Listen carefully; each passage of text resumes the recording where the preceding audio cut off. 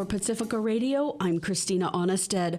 A man is in custody for what the FBI is investigating as an assassination attempt against former President Donald Trump Sunday, the second this election season. U.S. Secret Service agents opened fire after seeing a man with a firearm near Donald Trump's West Palm Beach Golf Club in Florida while the Republican presidential candidate was golfing.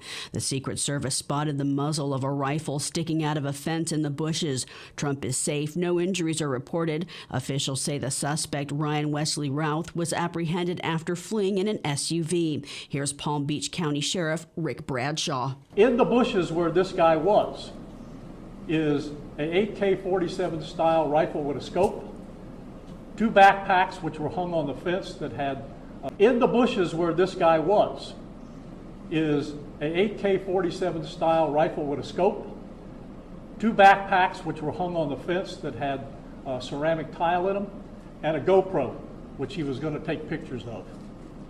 So those are being processed right now. The Secret Service agent that was on the course did a fantastic job. What they do is they have an agent that jumps one hole ahead of time to where the president was at. And he was able to spot this rifle barrel sticking out of the fence and immediately engage that individual, at which time the individual took off. Routh was a Trump supporter in 2016, but soured on him by 2020 and had made donations to Democratic political action committees. He traveled to Ukraine after Russia's invasion and raised funds. In July, Trump was shot during an assassination attempt at a Pennsylvania rally.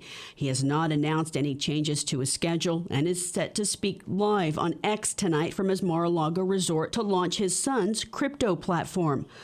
A day earlier on the campaign trail in Southern California, Trump threatened to withhold firefighting resources to the state if Governor Gavin Newsom didn't follow his directives. This as the state faces more than a dozen wildfires. But with this group, everything is dead. The automobile industry is dead. The water coming here is dead.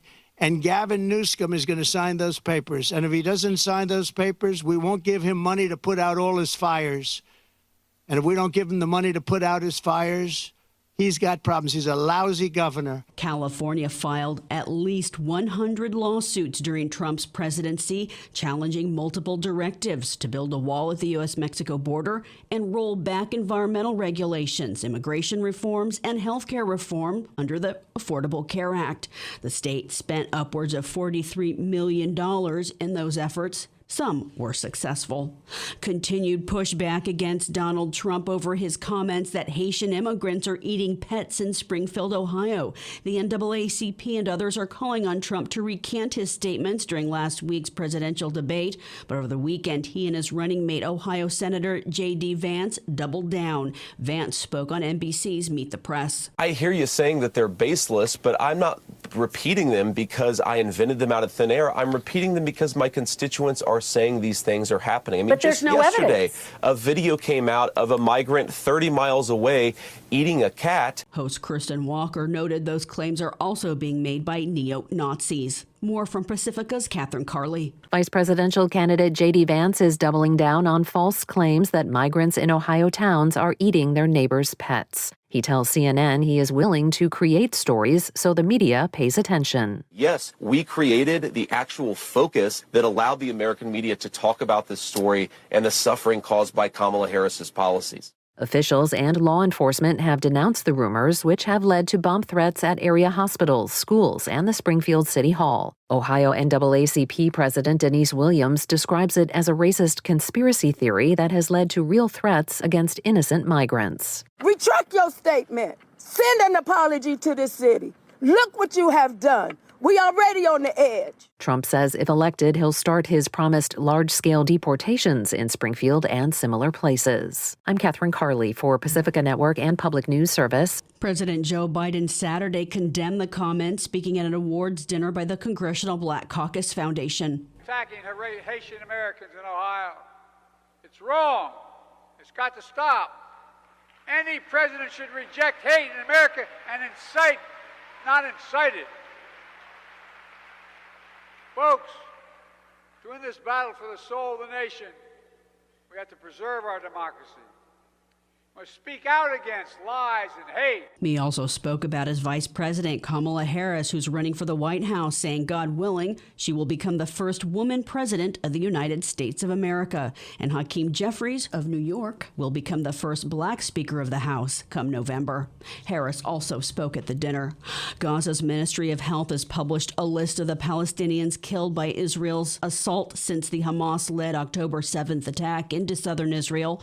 That list, 649 pages long. The first 14 pages, the names of babies. The list was published Sunday on the ministry's Telegram account. It's limited for those who Gaza officials had information, more than 34,000, though the official death toll now is close to 42,000. Experts say that figure is likely an undercount. Meanwhile, airstrikes today killed 5 people at a bakery that was providing food for displaced Palestinians. More from the AP's Charles de Ledesma. Palestinian officials say Israeli strikes have killed at least 16 people in the Gaza Strip, including 5 women and 4 children. A strike early Monday had flattened a home in the built-up Nuseirat refugee camp in central Gaza. The Al-Aqsa hospital, which received the bodies, confirmed the toll and said another 13 people were wounded. Hospital records show that the dead included a mother, her child and her 5 siblings. Israel says it only targets militants and accuses Hamas and other armed groups of endangering civilians by operating in residential areas. The military rarely comments on individual strikes, which often kill women and children.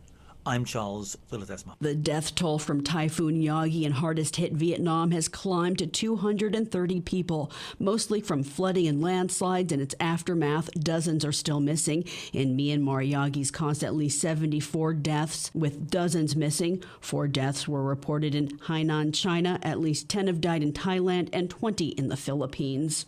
I'm Christina Onnested, reporting for Pacifica Radio.